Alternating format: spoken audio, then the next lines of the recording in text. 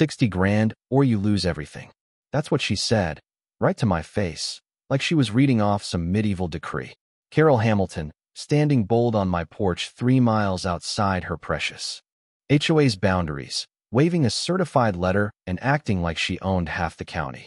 I swear, in that moment, every reason I'd ever had for leaving city life, every drop of hope I'd poured into my little piece of land, just boiled over.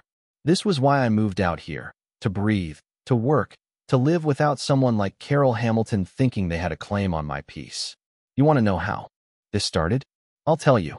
After 15 years in uniform and 3 tours, places where you don't sleep unless someone's watching your back, I came home and bought this farm, 20 hectares of rolling Texas hillside, a barn tired as I was, a well that tasted like melted snow.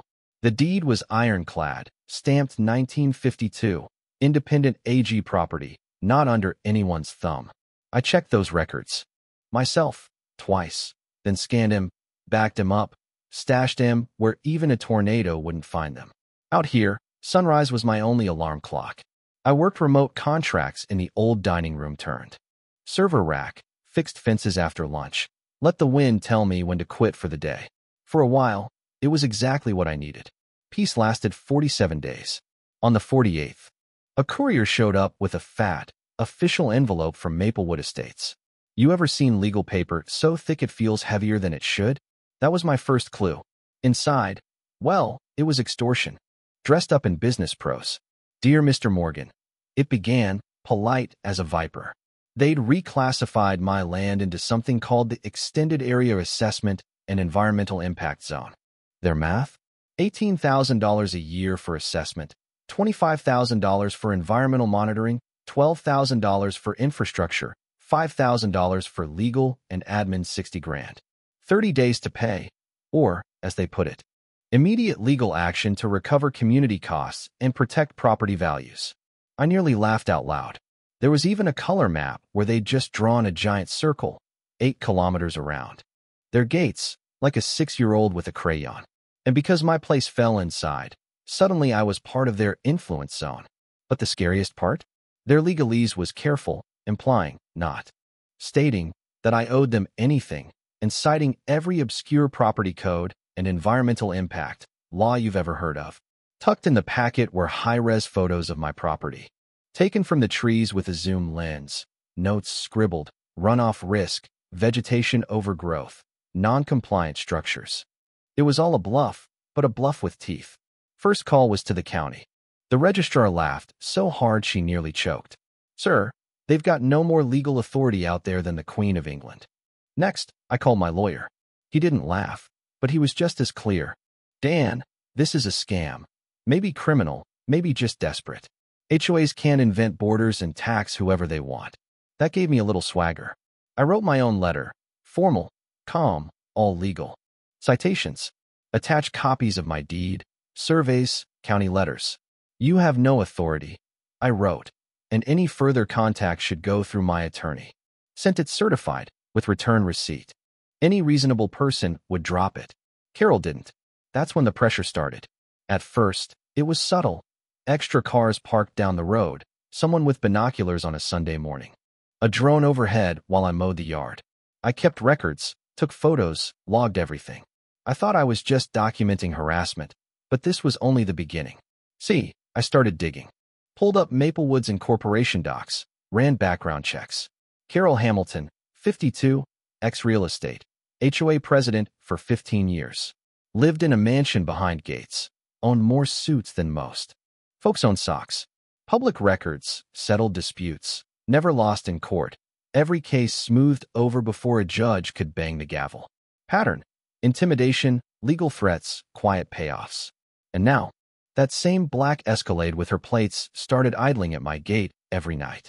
You know that chill that runs down your spine, the one your gut knows before your brain catches up? Yeah, I had that. Military intelligence teaches you to trust those instincts. So I called my old Army buddy Jake, now private security. Might need backup. I texted. He wrote back in seconds. Just say when. Next morning, 7 a.m. sharp, Carol herself rolls up, 3-car convoy. Escalade blocking my drive. 2 more behind. Out come her board members, an environmental inspector, a legal aid with more briefcases than sense. Carol, in her $1,000 suit, starts barking orders like she's running a SWAT team. The inspector's taking soil samples on my land, while the aide's snapping photos of my barn, my vehicles, even my coffee mug on the porch. Carol didn't waste time. She went for the jugular. Mr. Morgan, I know all about your family's legal troubles. Your father made the same mistakes, couldn't grasp community responsibility, and look how that ended. The way she said it, ice cold, smile never touching her eyes, told me she'd studied my history.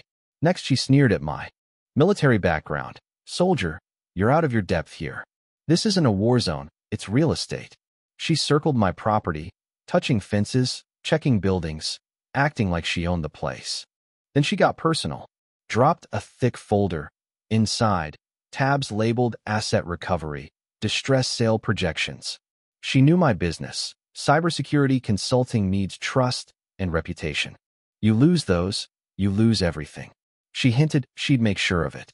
I held my ground. Ma'am, I've got legal documents proving your HOA has no jurisdiction here. You can threaten, but you've got no authority. She just smiled, lips thin and mean. Authority evolves, soldier boy, especially when you threaten our community. Then she got real quiet, leaned in. Life can get complicated for uncooperative neighbors. That night, someone left a flash drive in my mailbox. No note except CH destroyed 5 families. Same playbook. RS. On it, files, news clippings, property transfers, deed flips, money trails, all pointing to Carol's handiwork. It was a factory. Claim, pressure, force a sale, buy cheap, move on. The files were years old. Someone had been watching, collecting, waiting. There was a digital signature, RS-21. What chilled me was the targeting. Carol picked veterans, old folks, single parents, immigrants, folks unlikely to fight back. She'd honed her scam to an art. Then it got dirty. A letter from Patterson Walsh and Associates accused me of runoff pollution, air quality violations, unsafe livestock, property devaluation. She'd contacted my clients. How she got their numbers, I'll never know, and warned them about pending environmental litigation. Within days, my biggest contract, $45,000 a year, was canceled. 2 more put on hold. Carol called me that night. This is just the beginning. I suggest you cooperate. That fake sympathy, it made my skin crawl. Things snowballed. Local businesses, too. Busy for deliveries. My internet upgrade delayed. Permit issues. Neighbors, who used to wave, now wouldn't meet my eyes. At the grocery store, checkout clerks turned icy. Every call felt like it. Brought more bad news. My world shrank to my 4 walls and a pile of legal bills. But the military doesn't train you to surrender. I doubled down. Hired Steve Patterson, a property lawyer. Dropped $20,000 as a retainer, even mortgaged the farm. Dan, this is open and shut, Steve promised. The evidence is fake. Their claims are nonsense. We'll crush them. Yeah, that confidence didn't last. We went to court and ran straight into a wall named Judge Crowley. He lived in the same gated country club as Carol, and after Jake dug around, we found Crowley owed $180,000 to the casino where Carol's husband managed the tables. Crowley shot down every objection, every scrap of proof we offered. Environmental safety supersedes property rights, Mr. Morgan. You have 72 hours to vacate. Just like that, I was locked out of my own land. Carol's goons moved fast. On my supervised visit, I found my security cameras cut, my garden trashed. Environmental hazards sprayed on my barn, dead fish planted by my well. They'd targeted my backup drives and files, erased evidence. When I called the sheriff, he shrugged. Civil dispute. Nothing we can do. That night, in a dumpy motel, I video called my dad in his nursing home. I had to tell him, after everything, I was losing the farm, same as he did. He just shook his head. Son, sometimes the house always wins. Maybe it's time to fold. I almost did. But that flash drive, the one from RS? I plugged it in. Everything Carol had done to me, she'd done to others. She'd rigged the game. But someone had been watching her. 3 days after the court loss, my burner phone buzzed with a text. Riverside Park bench. 2,100 hours. Come alone. Pattern recognition. Suggest you need allies. Signed RS. I went. Old habits die hard. I circled the park, checked every exit. At 9 sharp, a figure appeared, a weathered man, 67, limp in his step but sharp in his eyes. Bob Stevens, he said. Carol ruined me, too. He'd been her business partner. Built Maplewood Estates together, until she forged his name, mortgaged his properties, and left him bankrupt. Lost his wife, his health, his reputation. But instead of disappearing, Bob became a ghost, gathered evidence, followed the money, pieced it all together. For 3 years, he built an archive, emails, financial records, property transfers, recorded threats. Bob wanted justice, and he needed someone Carol would underestimate, someone military, someone who could fight back. Together, we planned a sting, gather evidence, catch her talking with her inner circle. Bob knew their schedules, their habits. I had the tech, parabolic mics, encrypted recorders, backup cloud sync. 2 days later, we bugged the HOA conference room. That Friday, Carol met with her lieutenants. And we got it all. Her voice, clear as day, laying out her plans, targeting more properties, boasting about manipulating military vets, bribing officials. She bragged about my father's case as her perfect methodology. Then, Bob and I pulled all the pieces together, financial records, payoffs to Judge Crowley, falsified reports by her environmental expert. We built a federal RICO case. Monday morning, Carol went for the kill, eviction, sheriff escort, news cameras. The whole show. She strutted for the cameras, painted herself as the community's savior. Me, just another unhinged vet. That's when Bob stepped forward, briefcase in hand. I have evidence of massive fraud and corruption, he told the reporters. Carol panicked, tried to snatch the mic, called him crazy. But Bob pressed play, and Carol's own voice filled the air, admitting to everything. The crowd gasped. Neighbors realized they'd been scammed. Reporters fired questions, cameras rolled. Carol stammered, tried to bluff, but the truth stuck like a burr.